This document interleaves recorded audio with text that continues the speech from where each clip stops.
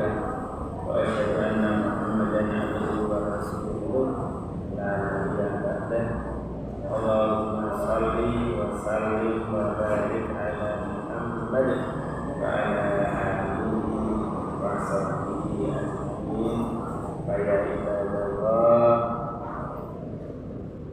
أوصيكم ونفسي بتقوى وطاعته وتقبل تقول وقال الله تعالى في القرآن الكريم أعوذ بالله من الشيطان الرجيم بسم الله الرحمن الرحيم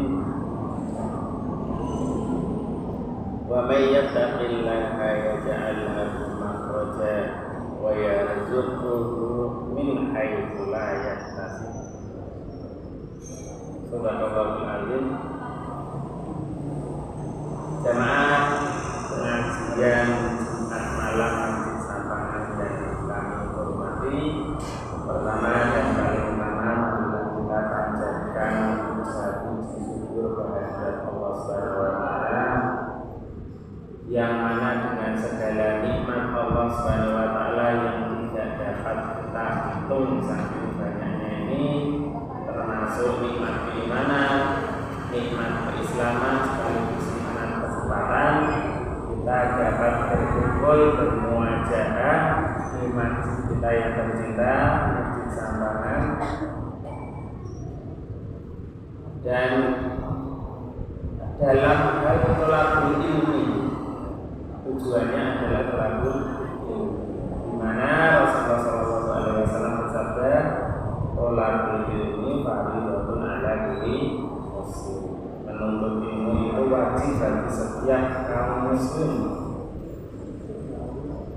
Yang mana jika hal tersebut wajib, maka hukumnya jika melaksanakan kita mendapatkan pahala dari Allah SWT.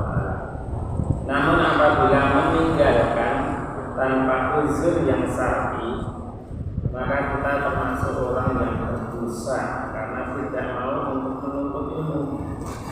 Sebenarnya sudah banyak sekali mungkin pengajian, pengawasan di mana-mana itu banyak sekali, termasuk di sini. Tinggal kita mau atau tidak. Ketika kita mau, maka di sana akan ada malaikat muqarrabun. Dan di samping kita, di sisi kanan kiri kita, walaupun tidak terlihat, ada malaikat yang mendoakan kita, senantiasa mendoakan kita, memohon ampun untuk kita kepada Allah Subhanahu wa taala sampai selesainya majelis ilmu tersebut. Jamaah rahimakumullah, termasuk kita bersyukur di sini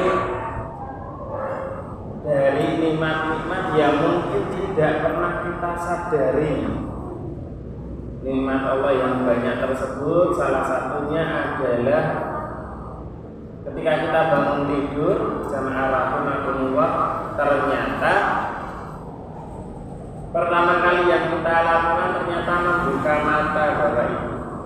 Membuka mata, dan Allah masih mengaruniakan kepada kita nikmat penglihatan.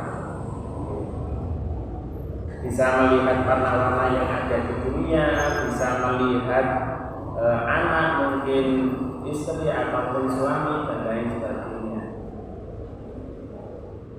Ketika hal tersebut diberikan kepada kita, sudahkah kita bersyukur?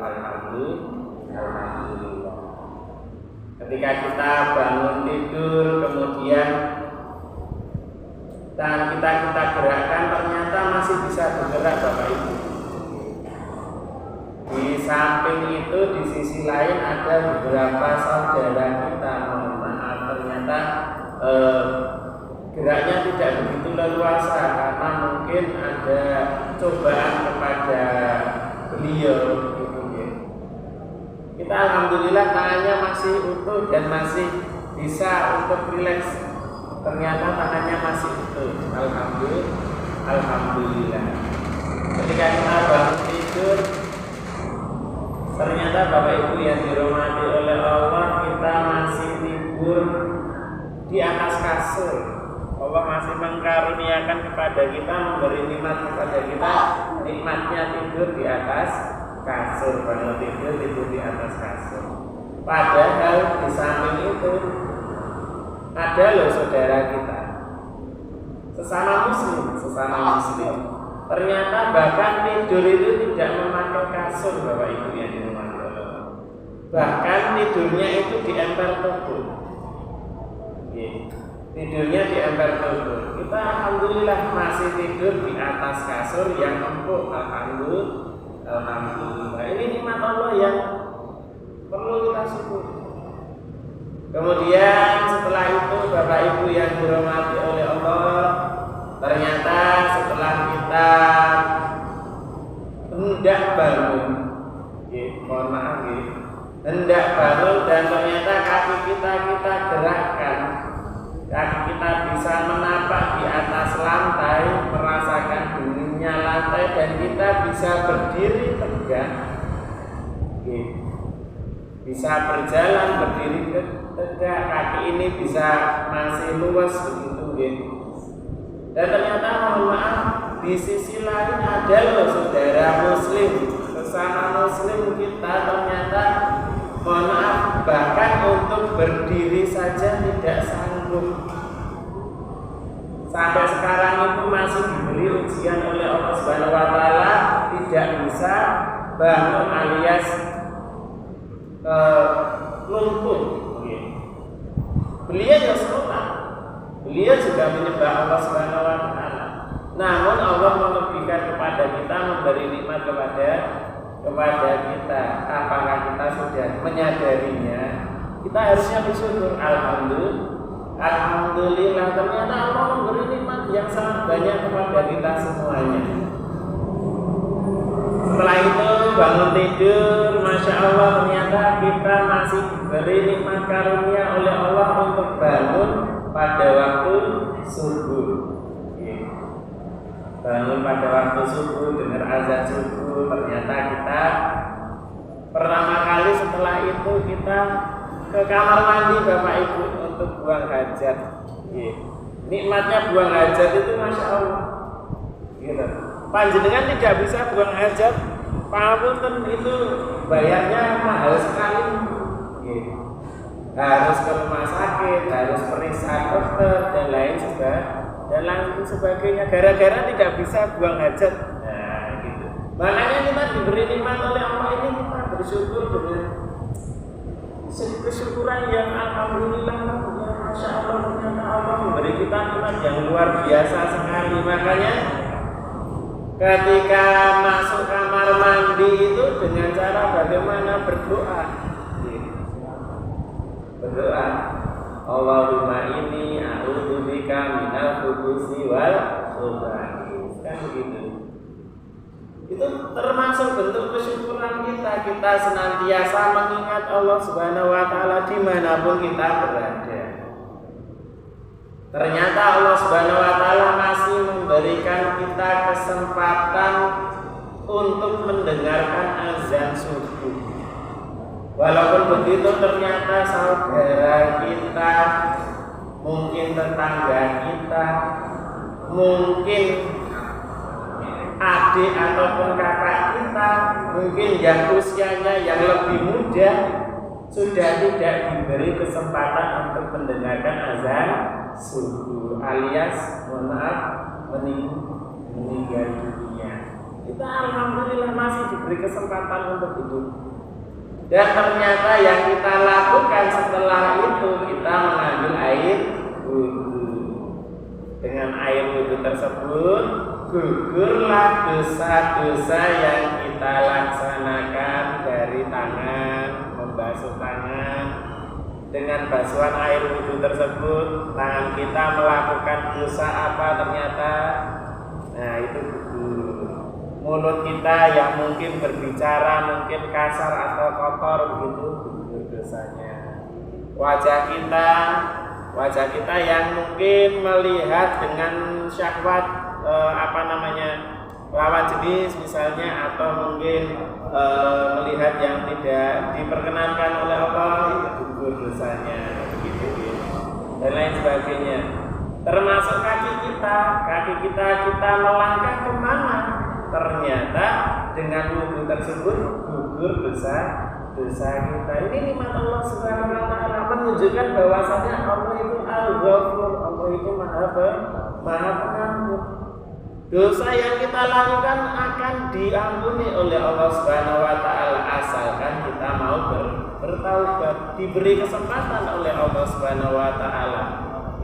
Dan setelah itu jamaah rahimakumullah, kita melakukan sholat subuh. Allahu Akbar. Pertama kali yang kita ucapkan Allah Maha Besar.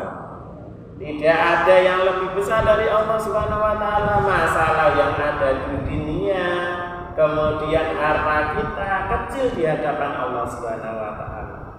Bangun tidur yang dilaksanakan itu, yang diingat pertama kali adalah ternyata saya belum sholat, saya tak melaksanakan sholat. Di mana? Oh ternyata masjid baru saja azan, yuk segera ke masjid dan lain sebagainya. Dan itu yang kita laksanakan setiap hari insya Allah. Yang diingat yang pertama kali Allah Subhanahu wa taala. Melek motong gitu. Bangun tidur pertama kali yang diingat, sudahkah kita sholat? Begitu. Ketika hal tersebut sudah menjadi kebiasaan kita, Pak insya Allah akan memberi tuntunan kepada kita semuanya. Karena memang yang nama sholat itu kan inna sholata tanha anil fahsya'i wal munkar, itu benar ibu. Sholat itu pasti akan mencegah kita dari perbuatan keji dan perbuatan munkar, itu benar. Asalkan sholatnya kita sungguh-sungguh, niat kita sungguh-sungguh lillahi ta'ala, ikhlas dengan benar gitu ya. Pak lah kalau ada orang sholat kok maksiatnya jalan, nah itu mesti sholatnya mungkin kurang bagus, belum khusyuk sholatnya belum tumanina, sholatnya belum sesuai dengan syariat dari Rasulullah Shallallahu Alaihi Wasallam. Kalau sholat beneran itu pasti insya Allah akan menghindarkan dirinya dari perbuatan keji dan perbuatan yang munkar, yang menyelisih dari syariat Allah Subhanahu wa taala. Yang pertama kali diucapkan Allahu Akbar. Kemudian membaca doa iftitah, membaca Al-Fatihah.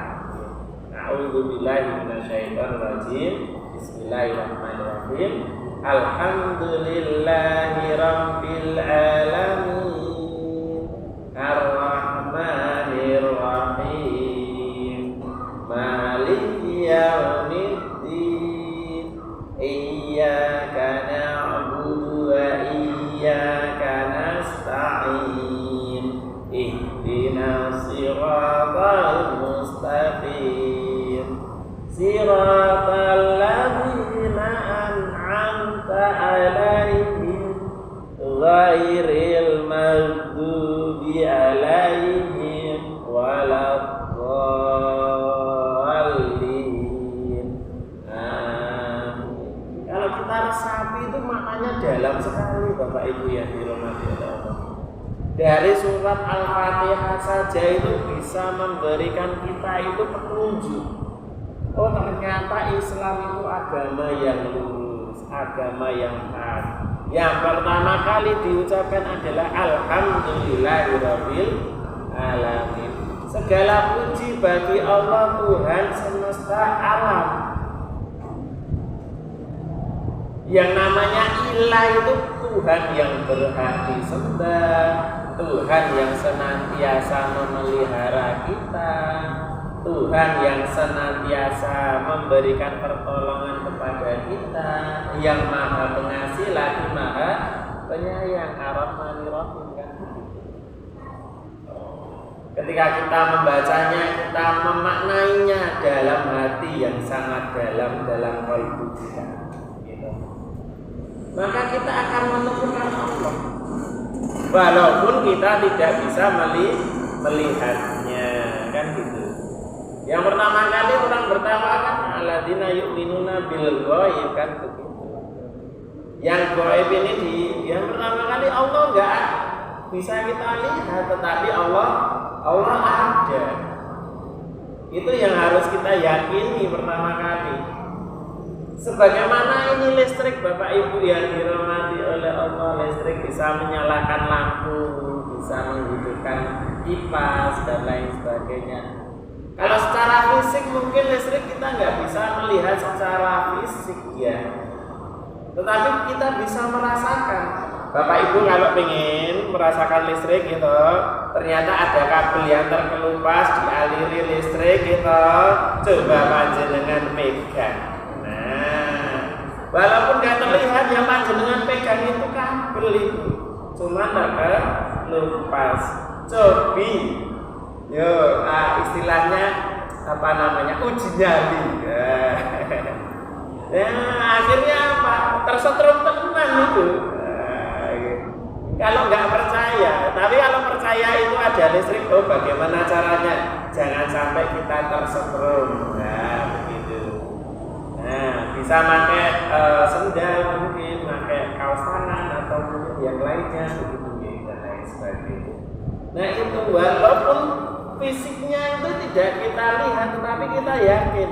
Oh kabel yang terkelupas itu ketika nancep di cop-copan itu ternyata ada aliran listriknya begitu.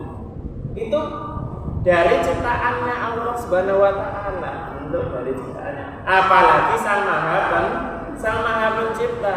Kita tahu Allah Subhanahu wa taala dengan cara apa? Kita melihat ciptaannya. Oh ternyata ada wit lombok.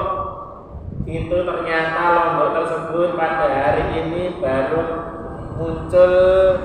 Lombok kecil itu namanya apa? Menik gitu.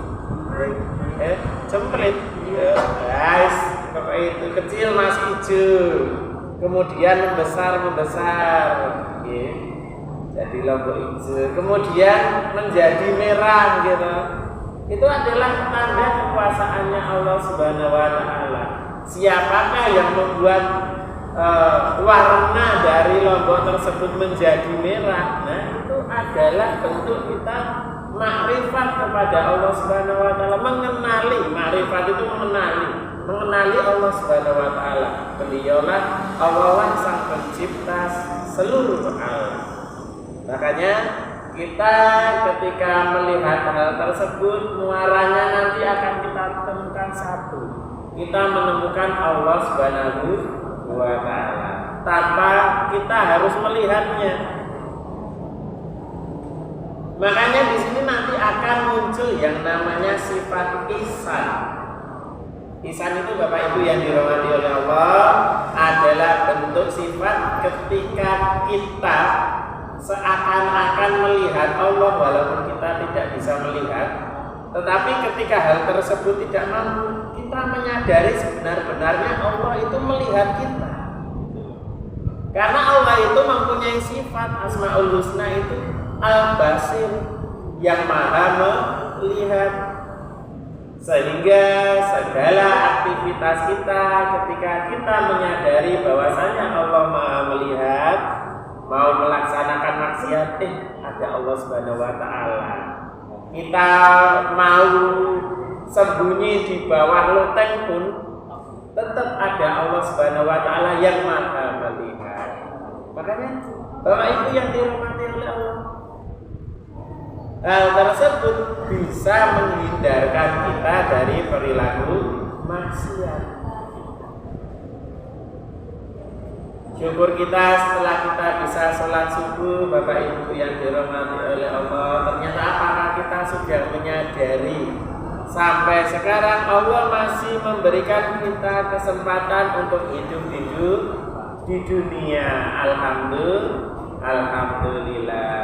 Allah masih memberikan kita kesempatan, memberikan kita peluang, memberikan kita karunia, yaitu jantung kita masih berdetak, Bapak Ibu yang dirahmati Allah.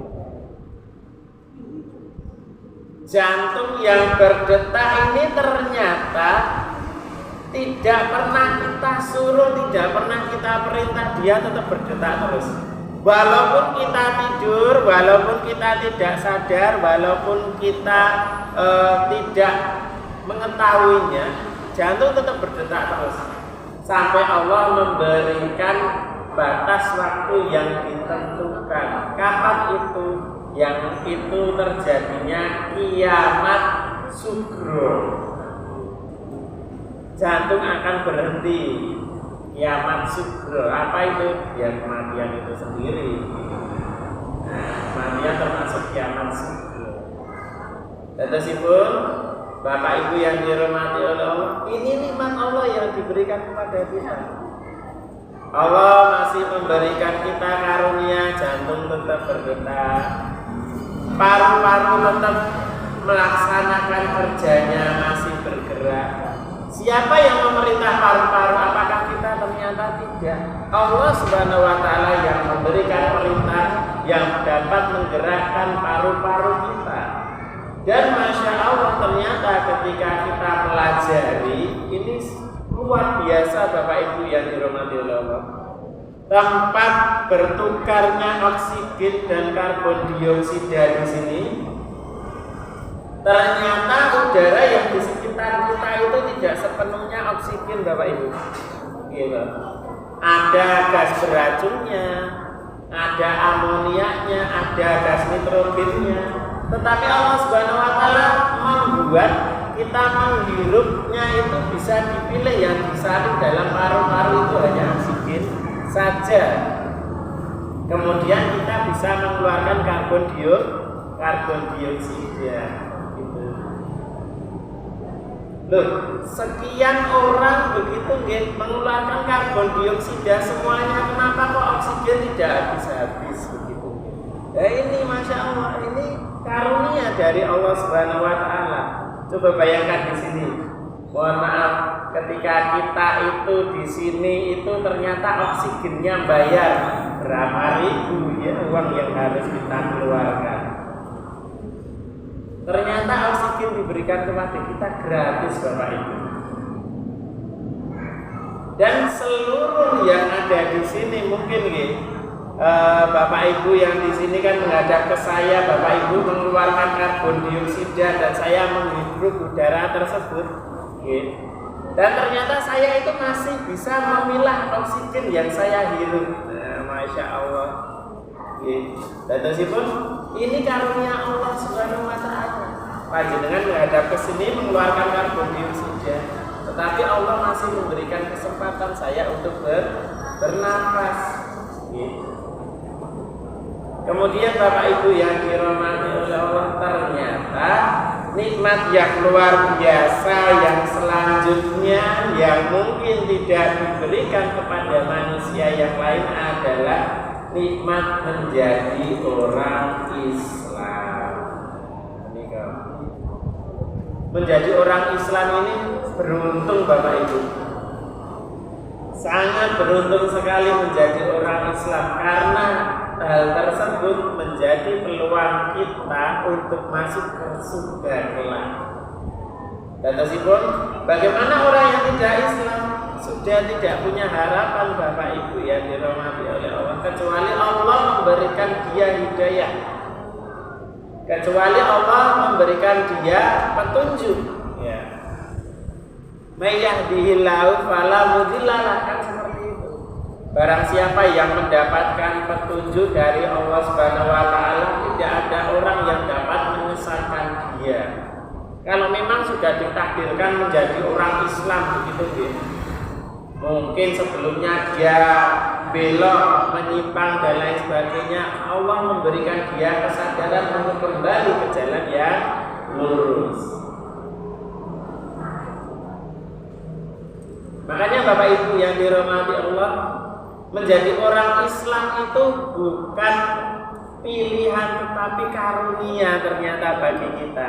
Karunia dari Allah, Allah yang menghendaki kita menjadi orang Islam, kita istiqomah dalam agamanya Nabi Muhammad Sallallahu Alaihi Wasallam.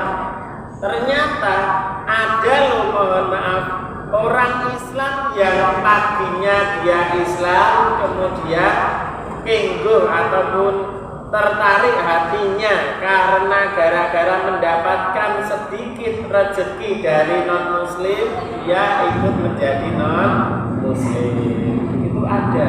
Tapi alhamdulillah kita masih istiqomah. Kita masih tetap berada di jalan.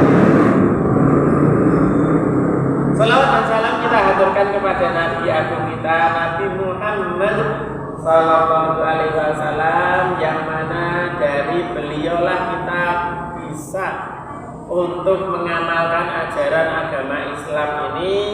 Dari beliaulah kita bisa untuk mengamalkan syariat, mengetahui hukum-hukum Allah, mengetahui bagaimana tata cara ibadah. Dan dari beliaulah kita meminta dan semoga Allah mengabulkan mendapatkan syafaat Nabi. Dengan cara apa? Kita senantiasa bersalawat kepadanya. Maka dari itu Bapak Ibu yang dirahmati oleh Allah, ternyata besok di yaumul qiyamah hanya sedikit orang yang dapat merasakan kesegaran telaga Kausar. Apa itu telaga Kausar? Telaga Kausar adalah ketika kita meminum dari air tersebut, kita tidak haus selama-lamanya. Orang yang bisa mencari ataupun menemukan telaga Kausar tersebut ternyata hanya orang tertentu, yaitu dialah orang yang mencintai Nabi Muhammad. Orang yang mencintai Nabi Muhammad ciri-cirinya adalah dia selalu bersalawat kepada junjungan kita Nabi Muhammad Sallallahu Alaihi Wasallam. Itu Bapak Ibu yang dirahmati oleh Allah. Jadi yang kita harapkan adalah rezeki, ya. Rezeki termasuk salah satunya kita mendapatkan rezeki syafaat, kita mendapatkan rezeki ilmu yang bermanfaat, kita mendapatkan rezeki bahagia di dunia dan di akhirat. Begitu. Alhamdulillah, menjadi orang muslim itu ya begitu, tapi syaratnya harus apa? Harus taat. Syaratnya harus bertakwa. Apa itu takwa? Takwa itu adalah menjalankan segala dari perintah Allah Subhanahu wa taala. Perintah Allah itu syariatnya sholat dari syahadat, sholat, zakat, puasa, naik haji bila mampu. Nah ini kita laksanakan benar-benar. Ya ini 4 sehat 5 sempurna lah begitu ya. 4 sehat 5 sempurna. Kalau kita makan itu juga sama. Itu kebutuhan kita Bapak Ibu, bukan kebutuhannya Allah Subhanahu wa taala. 4 sehat 5 sempurna. Kita makan ini juga sama. Makan itu 4 sehat 5 sempurna gitu. Makan itu harus yang ada karbohidratnya biar kita punya tenaga gitu.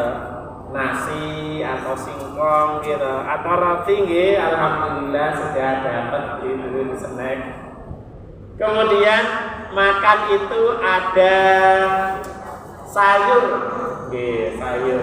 Jadi karbohidrat, sayur mayur yang hijau-hijau itu gitu, pokoknya sayur yang hijau itu ya ada sawi, ada bayam, kangkung atau yang lain sejenisnya gitu sayur ya. Yang ketiga ada proteinnya Bapak Ibu, untuk membangun tubuh kita, untuk memperbaiki bagian tubuh yang rusak ada proteinnya gitu. Jadi ada karbohidrat untuk tenaga, ada sayur dan serat ya. Kemudian ada proteinnya. Kemudian yang keempat adalah ada buah-buahannya gitu. Menjadi 4 sehat. Orang tersebut kalau makannya 4 sehat ini ya sehat benar gitu ya. Gizinya tercukupi, buah-buahan juga harus ada Bapak Ibu. Vitaminnya juga tercukupi. 5 sempurnanya apa? Susu. Susu harus ya. Tapi nggak harus ya. Yang penting 4 sehat dulu. Karena kan ekonominya kita kan masing-masing gitu. Mungkin ada yang mampu untuk beli susu, ada yang tidak. Makanya itu yang 5 itu sempurna. Kalau bisa dicukupi 5 ini sempurna. Begitu juga dengan rukun Islam. Yang pertama kali yang paling pokok sebagai wujud kita hidup di dunia itu pertama kali apa? Syahadat, Bapak Ibu. Sudah mengucapkan syahadat apa belum? Gitu. Asyhadu alla ilaha illallah wa asyhadu anna Muhammadan abduhu wa rasuluh. Kan gitu. Yang kedua apa? Sholat, Bapak Ibu. Makan kalau kita hanya nasi saja itu ya boten enak itu. Ya bisa hidup tetapi ya loyo begitu gitu. Makanya harus ada sayurnya. Kita juga hidup itu syahadat tok, sholat ora gelem gitu ya loyo hidupnya gitu. Ya, sholat itu ternyata menyehatkan kita Bapak Ibu. Dengan kita sholat itu ternyata persendian kita itu ternyata bisa kokoh begitu. Kita sujud ternyata aliran darah kita bisa lancar. Apalagi panjenengan turun untuk nindakke rutin sholat duha begitu. Insya Allah menjadi badannya sehat. Karena tulang-tulang kita ini, ruas-ruas tulang ini ternyata itu perlu disedekahi. Bagaimana cara sedekahnya? Caranya adalah dengan melaksanakan sholat duha. Walaupun tidak rutin. Kalau bisa nih, kalau sendiri ya juga masih berusaha untuk rutin. Walaupun kurang rutin ini termasuk untuk diri saya sendiri, berdakwah pada diri sendiri, juga panjenengan semua. Untuk merutinkan sholat duha Bapak Ibu sebagai sedekah bagi sendi-sendi kita ini. Ternyata sendi-sendinya terasa kopong begitu gitu. Oh kok rasanya kok keju-keju sedanten gitu gitu. Nah, bismillah kita coba sholat duha. Insya Allah memberikan rezekinya kepada kita. Bisa 2 rakaat, bisa 4 rakaat, 8 rakaat, 12 rakaat boleh. Sholat duha. Yaitu sholat. Yang ketiga adalah zakat Bapak Ibu. Sama dengan kita makan, perlu kita lauk pauknya, begitu, perlu kita protein, mungkin daging, kalau tidak punya daging mungkin tempe gitu. Kita juga sebagai orang Islam itu juga perlu Bapak Ibu yang namanya zakat. Zakat ini ternyata menguatkan ekonomi kita malahan begitu. Dengan kita mengeluarkan sedikit dari harta yang kita peroleh ternyata menjadikan ekonomi kita menjadi lebih berkah. Dengan kita menyedekahkan harta kita kepada tetangga, ternyata itu membuat perekonomian kita lebih maju, lebih sehat. Mohon maaf sing tidak pernah sedekah karo tanggane, yang tidak pernah menolong tetangganya dengan hartanya, mohon maaf, nanti ternyata ada maling. Misalnya tetangganya itu yo itu orang ngerti kayak enak maling ayo wis kok kae ora tau wis itu orang ngerti bae gen maling gen ngono wis ngono. Nah gitu. Akhirnya apa? Hedonisme itu ada Bapak Ibu. Hanya memikirkan dirinya sendiri, ruginya tambah lipat-lipat Bapak Ibu.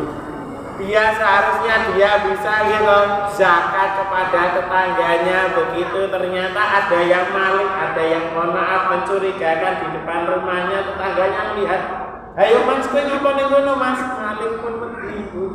Gitu. Sing jenenge pager mangkok niku kokoh daripada pager tembok gitu nggih. Katanya kan begitu. Itu benar Bapak Ibu. Kita sedekah kepada tetangga,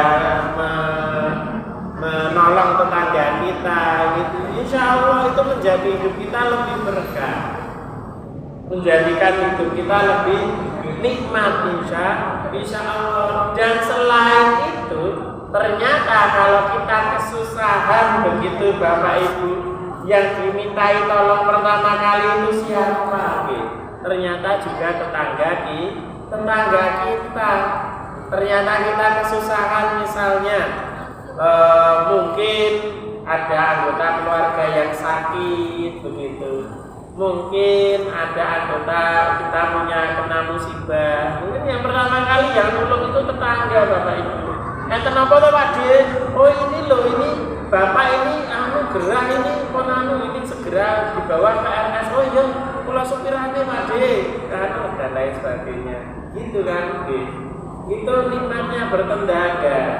Makanya Rasulullah Shallallahu Alaihi Wasallam bersabda, barang siapa yang beriman kepada Allah dan hari akhir, itu salah satunya adalah dia itu memuliakan tetangganya, menghargai tetangganya. Ada yang ada 3, memuliakan tamu, menghargai tetangga, dan lain sebagainya.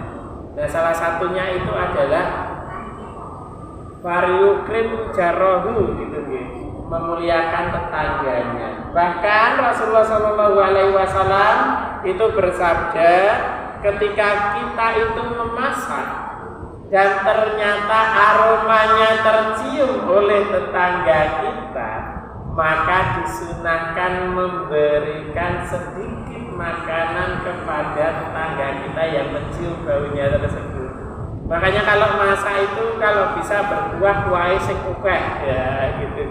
Nanti dibagikan sak mangkok misalnya seperti itu. Ya kalau masak itu yang banyak, biar apa? Biar berkah hidupnya Bapak Ibu yang dirahmati oleh Allah, dan itu tidak akan rugi. Harta kita insya Allah akan berkah, makan semakin hebat, semakin sehat, semakin kuat. Ekonomi kita semakin kuat dengan kita berzakat. Ketiga, yang keempat adalah berpuasa. Kita puasa Ramadan, Bapak Ibu yang dirahmati oleh Allah, sebulan penuh begitu. Itulah nikmat Allah Subhanahu wa taala memberikan kita agama Islam yang 4 sehat. Lah 5-nya apa Mas? Ya 5-nya yaitu mungkin ada yang tidak mampu, makanya yang 5-nya yang sempurna. Apakah itu? Ya tidak haji. Panjenengan misalnya sampun diberi Allah Subhanahu wa taala rezeki yang cukup dan dipanggil oleh Allah Subhanahu wa taala menziarahi Baitullah, menziarahi Ka'bah begitu nggih. Monggo. Insyaallah rezeki kita yang kita keluarkan untuk menziarahi Ka'bah tersebut tidak akan sia-sia, tetapi menjadi amal kebaikan kita yang akan kita bawa. Karena Bapak Ibu yang dirahmati oleh Allah, ternyata kalau kita meninggal itu tidak ada yang kita bawa rezeki, walaupun panjenengan numpuk rezeki sak gudang, duwe emas sak lemari, gitu, duwe mobil sak hektar, lagi duwe mobil gitu, punya gedung bertingkat-tingkat gitu, nggak pernah kita bawa sampai meninggal Bapak Ibu. Ternyata yang kita bawa di liang lahat itu hanya kain kafan Bapak Ibu. Bahkan setelah kita meninggal pun rezeki yang kita kumpulkan di dunia tersebut mungkin sok malah dari fitnah, dari rebutane anak itu. Nah gitu. Maka dari itu Bapak Ibu yang dirahmati Allah, rezeki yang tidak kita bawa ini maka kita manfaatkan betul-betul, jangan sampai menjadi cobaan bagi diri kita. Berat itu orang yang punya kekayaan yang lebih itu malah lebih berat daripada orang kekayaan di bawah gitu ya. Itu malah lebih berat. Besok ditanya loh, ditanya di akhirat kelak, hartamu dipakai untuk apa? Oh ternyata usaha itu sudah engkau laksanakan, sudah dipakai untuk apa? Berat itu. Makanya Bapak Ibu, alhamdulillah diberi rezeki yang cukup bagi kita manfaatkan dengan sebenar-benarnya untuk kemaslahatan. Kita manfaatkan untuk kebaikan, ya untuk diri kita, untuk keluarga kita, untuk orang di sekitar kita. Kemudian Bapak Ibu yang dirahmati oleh Allah, ternyata ketika kita meninggal tersebut, yang namanya keluarga itu hanya mengantarkan saja Bapak Ibu sampai ke liang lahat. Setelah itu apa? Mereka pasti akan pergi dari hal tersebut, dari makam pergi. Dan setelah dari makam pergi tersebut, muncullah, turunlah malaikat munkar dan nakir, bertanya kepada kita, man rabbuka, siapa Tuhan? Tuhan kita adalah Allah Subhanahu wa Ta'ala. Begitu Bapak Ibu. Saya bisa mengucapkan itu ya orang yang biasanya sholat Bapak Ibu.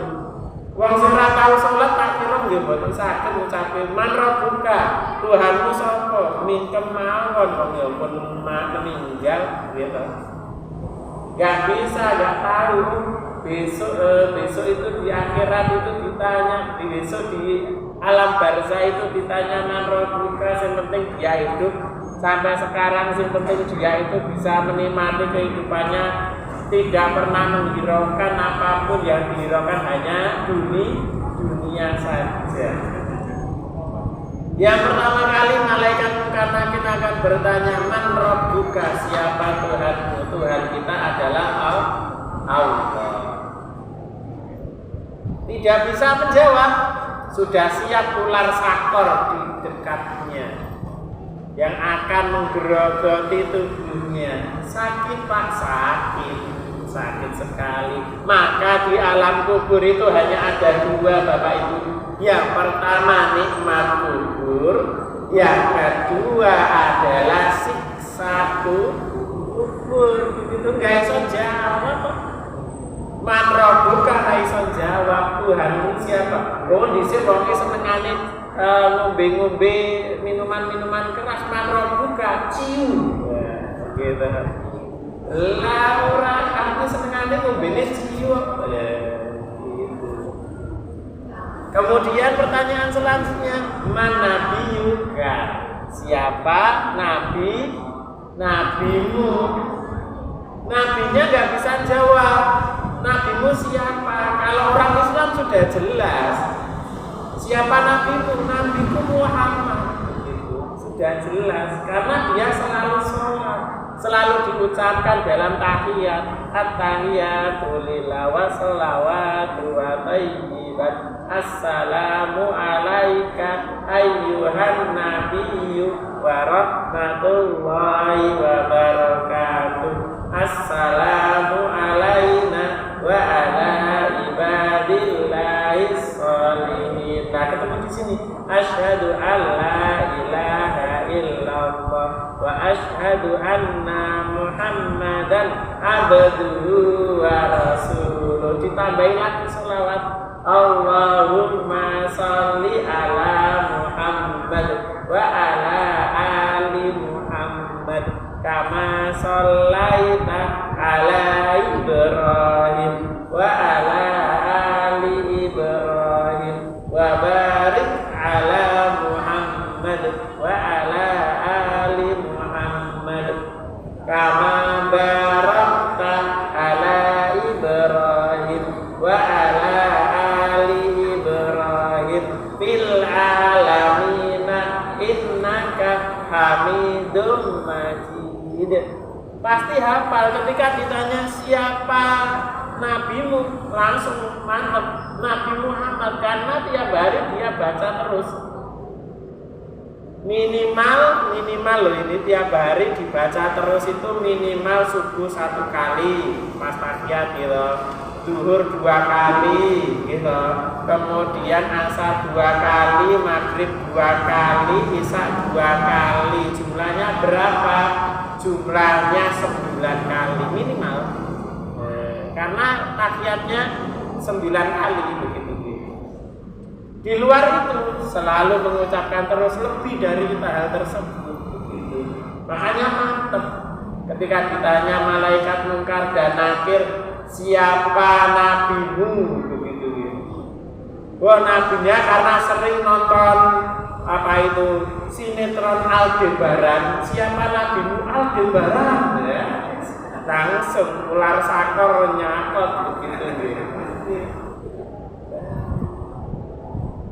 Iya, masih nggak di Aldebaran itu, saya nggak pernah nonton. Masih.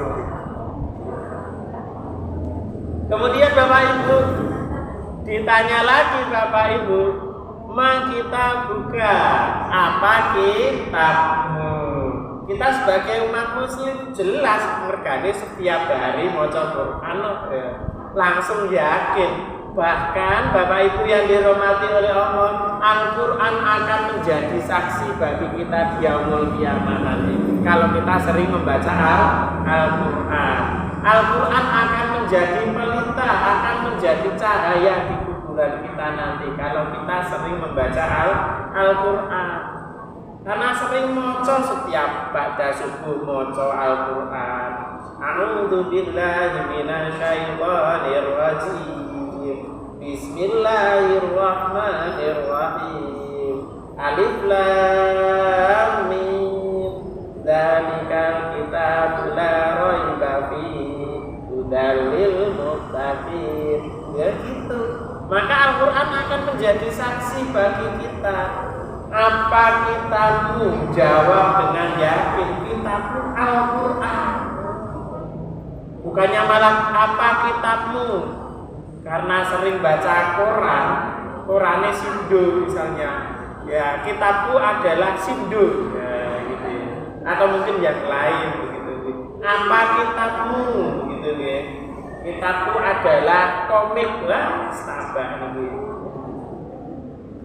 Karena ada itu Bapak Ibu, orang itu sukanya cuma baca komik saja, atau mungkin baca novel saja begitu. Boleh baca novel boleh, tetapi jangan sampai melalaikan membaca Al-Quran. Pak, saya nggak bisa baca Al-Quran. Insya Allah di sini ada Pak Toto ini. Beliau bisa membimbing untuk membaca Al-Quran, Pak. Masya Allah. Ini Masya Allah ada orang-orang baik di sekitar kita. Jika ada yang lainnya, bapak-bapak di sini sing sampun saged maos, misalnya panjenengan, Pak, saya nggak bisa membaca Al-Quran. Ya dimulai dari hal terkecil dulu. Kan 3M. Mulai dari hal terkecil, mulai dari diri sendiri, mulai saat ini juga begitu. Mulai dari mana? Iqra 1. Nggak apa-apa. Aba dan lain sebagainya boleh, nggak apa-apa, diusahakan Bapak Ibu. Setelah Iqra 1 selesai, naik Iqra 2, Iqra 2 naik Iqra 3, seterusnya Iqra 6. Insya Allah kita akan menjadi ahlul Quran. Amin ya robbal alamin. Begitu. Man kita buka apa kitabmu? Kitab kita apa? Al-Quran. Kemudian ditanya lagi Bapak Ibu oleh malaikat munkar nakir, man sodikuka, siapa temanmu? Teman kita siapa ini? Ternyata teman kita adalah orang Muslim. Al-Muslimu akhul Muslim. Sesama Muslim itu bersaudara Bapak Ibu yang dirahmati Allah. Akhirnya apa Bapak Ibu? Kita menjadi komunitas yang baik, bi'ah al-hasanah, lingkungan yang baik. Lingkungan yang baik tersebut akan lebih enak kita enjoy dalam beribadah. Enak beribadah kalau lingkungannya saling mengingatkan untuk kebaikan, itu enak. Beda Bapak Ibu kalau panjenengan tinggal itu, makanya nanti ini kita tinggal itu kita juga lihat tetangganya gitu. Tetangganya ternyata lingkungannya bagus itu ya, insya Allah itu menjadi tempat tinggal yang favorit gitu. Beda kalau panjenengan ternyata tinggal di perkampungan, ternyata perkampungannya itu penuh ahli maksiat begitu gitu. Kalau panjenengan tidak kuat akan terpengaruh Bapak Ibu. Terpengaruh. Itu leres karena apa? Salah satu hal yang membentuk kita itu selain keluarga, ternyata lingkungan mempunyai pengaruh yang besar. Maka kalau orang sekolah itu pasti orang tersebut mempunyai, ternyata anak sekolah itu mempunyai problem terus di sekolahnya begitu nggih, dilihat keluarganya bagus, ternyata dari lingkungan begitu. Lingkungannya bagus, insya Allah nanti kita dan anak-anak kita menjadi insan yang beriman dan bertakwa tersebut. Kemudian ditanya lagi Bapak Ibu, man aduka, siapa musuhmu? Musuh kita adalah setan, bukan orang, bukan manusia, tetapi setan adalah musuh sejati kita. Musuh yang senantiasa kita berlindung kepada Allah Subhanahu wa taala daripadanya. Makanya kita selalu mengucapkan a'udzubillahi minasyaitonir rajim. Saya berlindung kepada Allah Subhanahu wa taala dari godaan setan yang tertutup. Kalau panjenengan delala pas males mungkin nggih, pas ketika mendengar azan ternyata tidak segera ke masjid, ternyata tersibukkan ucapkan a'udzubillahi minasyaitonir rajim. Kemudian segera kita bergegas. Karena hal tersebut mungkin bisikan dari setan. Ojo nang masjid sih, ngenteni kuse, ngenteni koma. Koma wis aku. Ngenteni kuse kae lagi rakaat pertama. Iki imame biasanya nek rakaat pertama itu sing dibaca itu surat juz 29 dawa-dawa aja sing rakaat kedua wae kan gitu. Ketika rakaat kedua sing kose aja sih. Aja menawa masjid sih rakaat kedua engko ngenteni wae. Rakaat kedua dawa. Sing diwaca itu bangsane abasa, mungkin bangsane anaba sing dawa. Engko rakaat ketiga wae sing cedhek. Ya. Tiba rakaat ketiga sih aja ning masjid sih. Baca rakaat ketiga, ini rakaat yang terakhir, nyantai sih bro, dan lain sebagainya. Akhirnya apa? Sampai salam nggak berangkat ke masjid Bapak Ibu. Nah itu adalah penyakit kita. Jangan sampai kita terlena dari godaan setan yang tertutup. Dan dari situ kita menjadi pribadi yang bertakwa. Setelah kita menjadi pribadi yang bertakwa, ternyata Allah Subhanahu wa taala memberikan rezeki bagi kita, bagi orang yang bertakwa tersebut. Sebagaimana ayat yang saya sampaikan di depan tadi, wa may yattaqillaha, sebentar saya bukakan ya. Wa may yattaqillaha yaj'al lahu makhraja wa yarzuqhu min haitsu la yahtasib. Ini dikaruniakan kepada orang yang bertakwa saja Bapak Ibu. Bagi orang yang bertakwa, wa may yattaqillaha, dan barang siapa yang bertakwa kepada Allah Subhanahu wa taala tersebut, ketika kita mau untuk bertakwa kepada Allah Subhanahu wa taala, yaj'alahu makhraja, maka Allah Subhanahu wa taala akan memberikan kepadanya yaitu makhraja, jalan keluar, solusi kepada kita. Semua yang kita hadapi di dunia akan Allah berikan jalan keluar.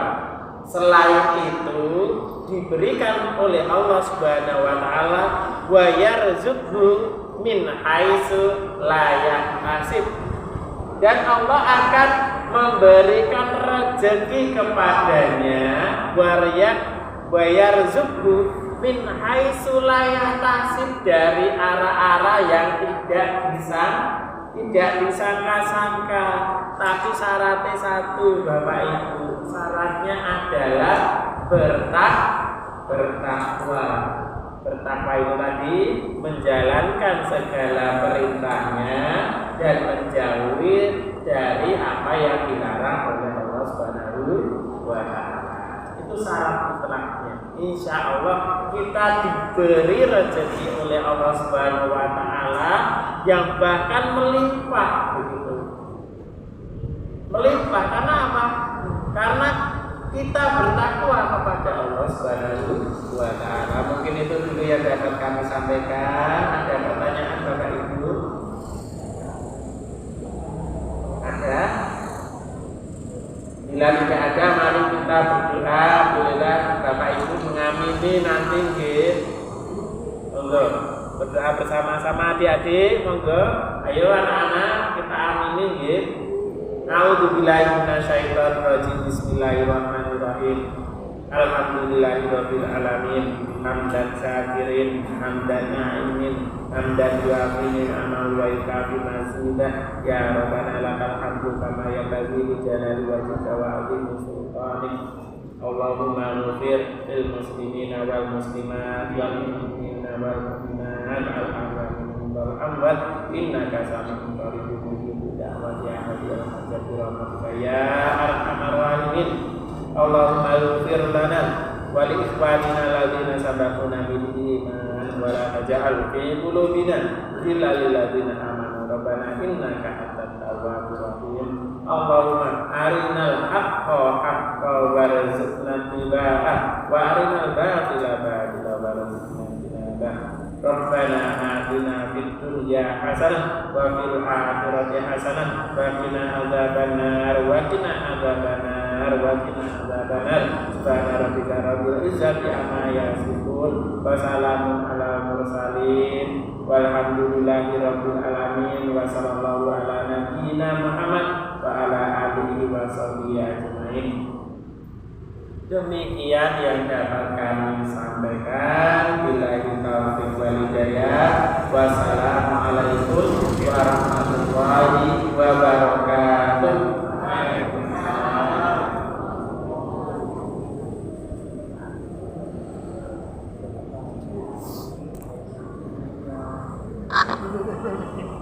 Terima kasih.